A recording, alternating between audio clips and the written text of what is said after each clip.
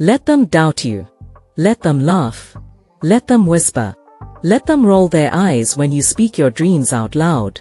Because their doubt is not your problem. You see, when I first started telling stories, people laughed. Who will listen to a little bush boy? They said. What can he teach anyone? But I didn't argue with them. I didn't fight to convince them. I just kept showing up, kept speaking, kept walking. Because when people doubt you, you have two choices: believe them, or believe in what's inside you. I chose what was inside me. I chose the quiet fire, the one that burns even when no one's clapping, even when no one believes, even when it feels like you're the only one who sees what you see. Let them doubt you. That's their job.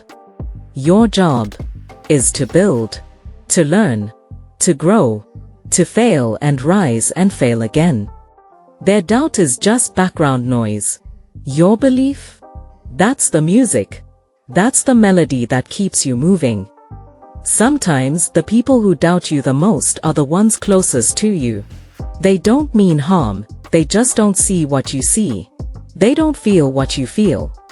And that's okay. You don't have to drag anyone with you. Just walk. Just work. Just wait. Your results will speak louder than anything you could ever say. Let them doubt you. Let them call your dreams silly, impossible, too late. Because one day they will ask how you did it. And you will smile. Not with pride, but with peace.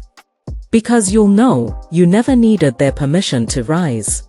Just your own permission to keep going. So let them doubt you, my friend. Let them sleep on your potential. Let them laugh at your first steps. Just don't join them. Don't doubt yourself. Don't laugh at your own gift. Don't give up because they don't get it yet. Your job is not to be understood by everyone. Your job is to become undeniable. And if you stay consistent, if you stay faithful to the dream inside you, you will. You will rise. You will prove it not to them but to yourself. So go ahead. Let them doubt you.